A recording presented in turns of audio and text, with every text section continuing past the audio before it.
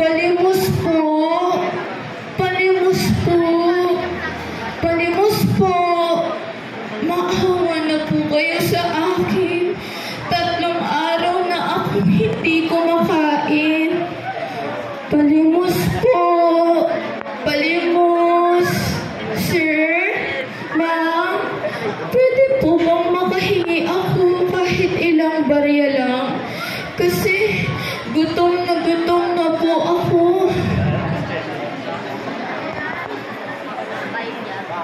Hey! Umalis ka nga dyan, bata ka! Ang dumi mo! Hey! At saka, ang baho mo! Alis! Alis!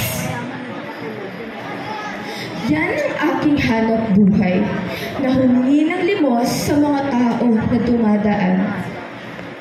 Ang aking ina ay isang labandera lamang sa isang malaking bahay. Isang araw, napadaan ako sa malaking bahay na pinagtrabahuhan ng ina ko. Narinig ko ang aking ina na sumisigaw ng malakas. Ang sabi niya, "Wag po, wag po, maawa po kayo sa akin." Gwacha! Palabasin mo nga itong babaeng to sa pamamahay ko! Pinuntahan ko ang aking ina, nakita ko siyang nagmamakaawa, umiiyak sa harapan ng kanyang amo. "Maawa po kayo, senyora. Maawa na po kayo. Hindi po ang nanay ko ang kumuha sa nawawalang pera niyo po." Biglang pinakawalan ng senyora ang kanyang aso. Kaya kaming dalawa ng aking ina ay lumabas at tumakbo ng mabilis. Ngunit naabutan ng aso ang aking ina. "Wag! Wag! Wag! Huwag niyong gagatin ang aking ina." Kumuha ako ng pamalo. Pinalo ko ang mga aso. Pero huli na ako. Napulunan ng sugat at pasa ang aking ina. Inay!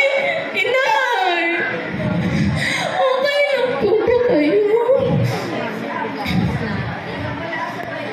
Oo, anak. Okay lang ako. Huwag kang mag-alala. Tayo na po, Nay. Uwi na po tayo para magpagaling ka sa bahay.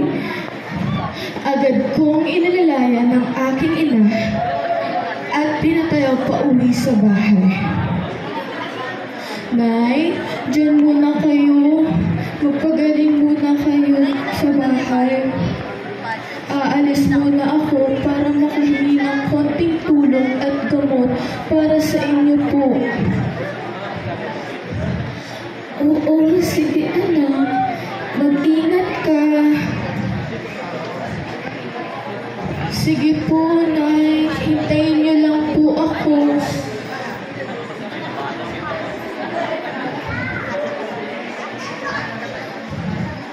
"Palimos po! Palimos! Maawa po kayo sa akin."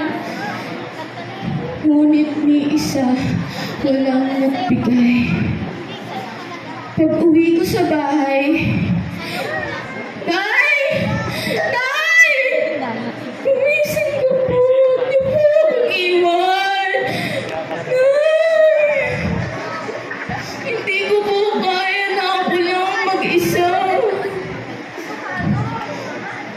Maya-maya lang, biglang gumalaw ang kamay ng kanyang ina. "Nay! Nay! Salamat po, Panginoon! Salamat po sa inyo! Binuhay niyo muli ang aking ina." Ang Batang Pulubi.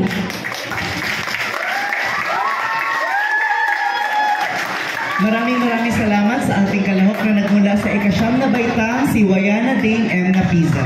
Bigyan po muli natin siya ng masigabong palakpakan.